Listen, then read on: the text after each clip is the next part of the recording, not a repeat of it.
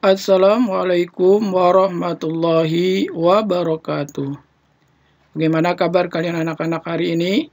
Semoga kalian selalu dalam keadaan sehat walafiat dan tetap semangat dalam belajar meskipun belajar dari rumah. Kembali lagi bertemu dengan Bapak di kelas 4 pada mata pelajaran tema 7, Indahnya Keragaman di Negeriku. Baiklah anak-anak, sebelum pelajaran kita mulai, silakan kalian persiapkan dulu buku tema 7 dan alat tulisnya. Marilah sama-sama kita mulai pelajaran kita pada hari ini dengan membaca basmalah. Bismillahirrahmanirrahim. Ayo sama-sama kita mulai pelajaran kita hari ini.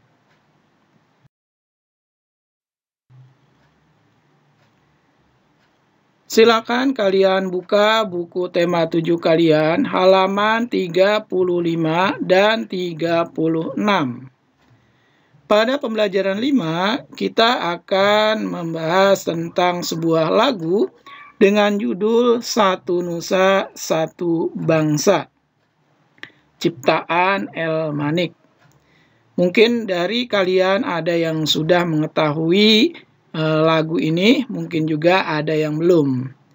Untuk itu mari sama-sama kita nyanyikan lagu dengan judul Satu Nusa, Satu Bangsa ini bersama-sama. Ayo kita mulai bernyanyi. 1, 2, 3. Satu nusa, satu bangsa, satu bahasa kita, tanah air pasti jaya untuk selama-lamanya. Indonesia pusaka, Indonesia tercinta, nusa bangsa dan bahasa kita bela bersama. Nah, seperti itu lirik lagu dengan judul Satu Nusa, Satu Bangsa. Pada lirik lagu ini menceritakan tentang bahwa Indonesia adalah negara yang memiliki berbagai macam suku, bangsa, bahasa. Nah, pada lagu ini berarti mengisahkan bahwa negara Indonesia itu memiliki suku bangsa dan juga bahasa yang sangat banyak. Itulah dari cerita tentang lagu Satu Nusa, Satu Bangsa. Baik, mari kita lanjutkan ke halaman berikutnya.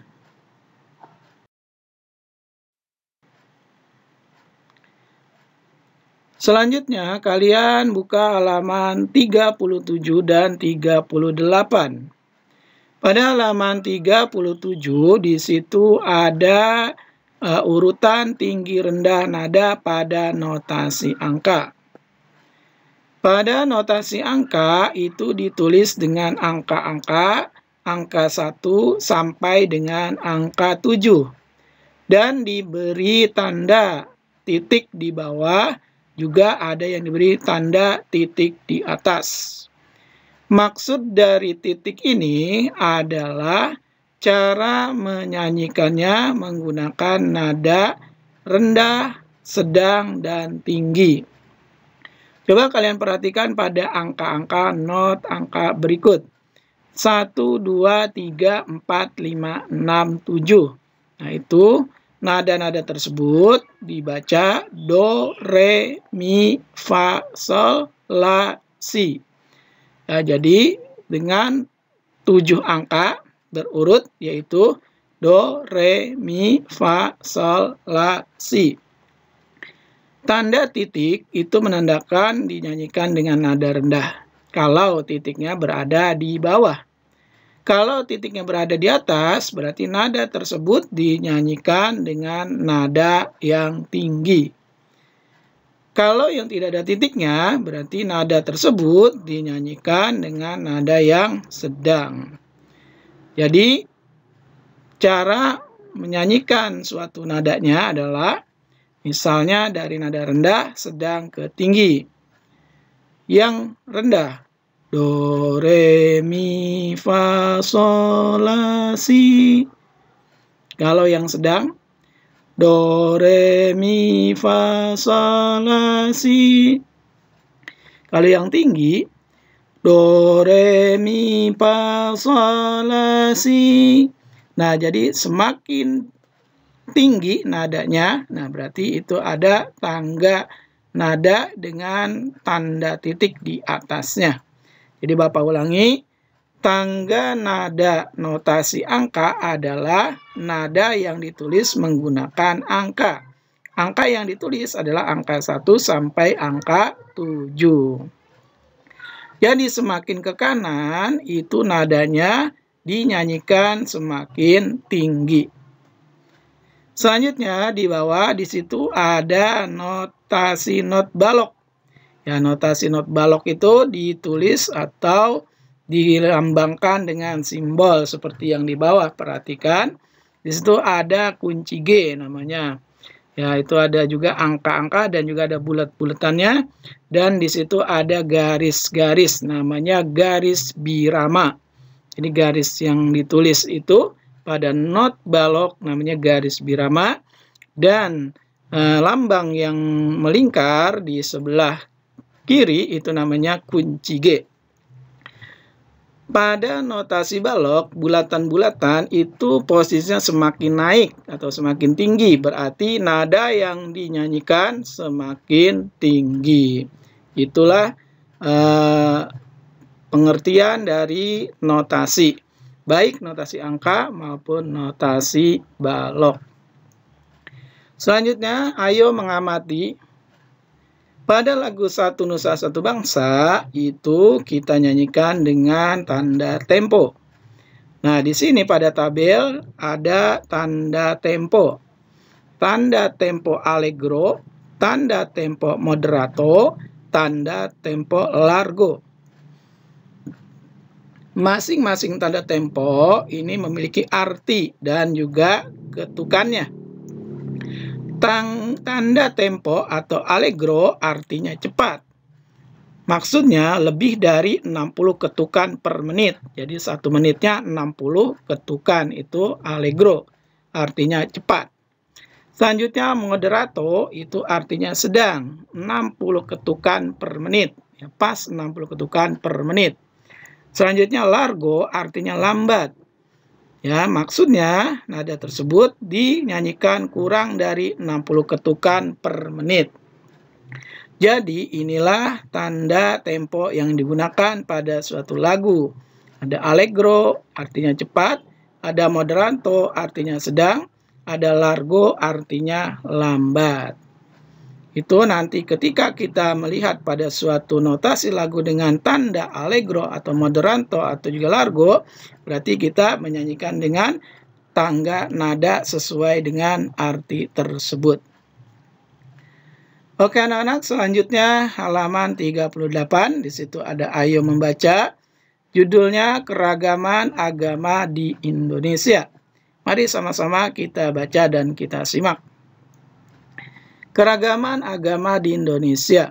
Letak geografis Indonesia di antara 2 samudra dan 2 benua, menjadikan Indonesia sebagai pusat lalu lintas perdagangan internasional. Salah satu akibatnya terjadilah persebaran agama dari para pedagang asing yang berdagang dan singgah di Indonesia. Pada awalnya masuk agama Hindu dan Buddha yang dibawa bangsa India. Selanjutnya datang bangsa Gujarat membawa ajaran agama Islam. Bangsa Eropa membawa ajaran agama Katolik dan Kristen, serta bangsa Cina membawa ajaran agama Konghucu. Jadi keragaman agama telah ada sejak zaman dahulu. Dalam suasana keragaman beragama itu, setiap warga negara Indonesia dijamin haknya untuk memeluk keyakinan atau kepercayaan masing-masing. Di Indonesia terdapat 6 agama yang diakui negara. 6 agama atau kepercayaan itu yaitu Islam, Katolik, Kristen, Hindu, Buddha, dan Konghucu. Pemeluk agama diwajibkan menjalankan ajaran agama masing-masing. Setiap agama memiliki tata cara beribadah, kitab suci, dan tempat ibadah yang berbeda. Negara memberikan kebebasan bagi semua pemeluk agama untuk menjalankan ibadah sesuai ajarannya masing-masing. Ya, jadi Indonesia ini adalah negara yang beraneka ragam, baik itu dari segi agamanya. Ini diakibatkan adalah Indonesia terletak di antara 2 samudra. Ada yang masih ingat? 2 samudranya yaitu Samudra Hindia dan Samudra Pasifik ya. Selanjutnya di dua benua, benua Asia dan benua Australia. Itulah letak geografis Indonesia. Selanjutnya, agama yang datang ke Indonesia itu dibawa oleh para pedagang yang datang ke Indonesia. Nah, agama yang diakui di Indonesia itu ada 6 agama yang telah tadi kita baca. Nah, setiap agama itu memiliki cara beribadah, tempat ibadah, juga kitab suci yang berbeda-beda. Nah, negara Indonesia menjamin atau memberikan kebebasan bagi warga negara Indonesia untuk memilih atau memeluk agama yang dipercayainya. Jadi, melindungi setiap hak orang untuk memilih agama yang dipercayainya. Selanjutnya, kita tidak boleh memaksakan kehendak orang lain. Jadi, tidak boleh memaksakan kehendak orang lain untuk memilih agamanya. Jadi, sesuai yang dia percayai. Jadi, tidak untuk dipaksakan. Begitupun dalam Al-Quran, Allah berfirman, La ikraha fiddin, ya, la ikraha fiddin.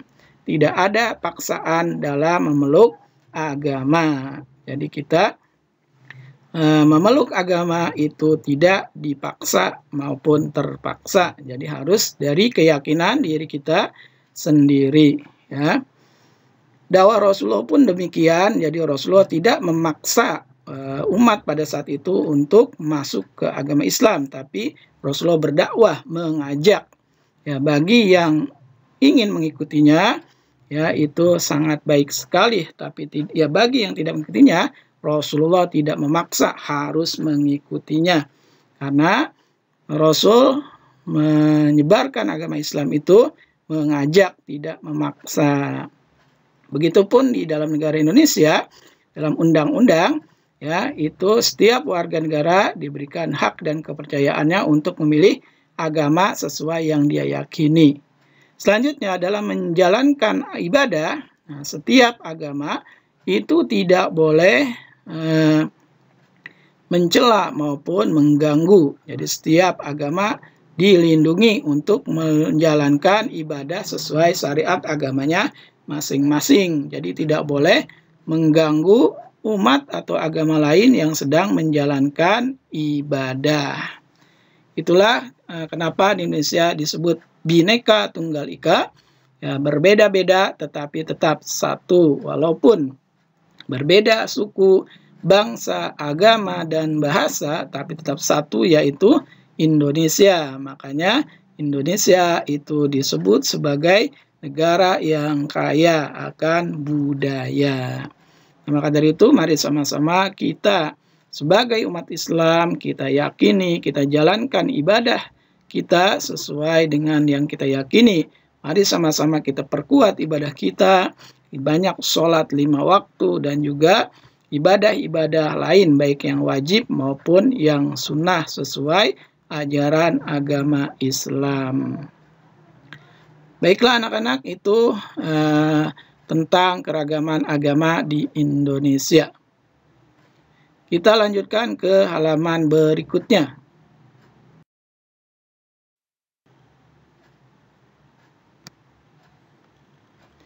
Selanjutnya kalian buka halaman 39. Pada halaman 39 di situ ada peta pikiran. Ya, peta pikiran dari suatu teks bacaan yang berkaitan tentang keragaman agama di Indonesia. Mari sama-sama kita coba mengisi peta pikiran tersebut. Pertama yaitu agama. Kita ambil contoh di sini agamanya Islam. Agama Islam, tempat ibadahnya. Di mana tempat ibadahnya? Ya, tempat ibadahnya di masjid. Selanjutnya, apalagi agama Islam, kitab sucinya adalah Al-Quran. Kemudian, agama Islam memiliki hari besar. Apa saja hari besar dalam Islam? Yaitu ada Idul Fitri, ada Idul Adha, ada Tahun Baru Hijriah atau Tahun Baru Islam, ada Isra Mi'raj. Nah, itulah beberapa hari-hari besar dalam Islam. Masih banyak lagi hari-hari besar yang lain pada agama Islam. Ini sebagai contoh. Selanjutnya, halaman 40.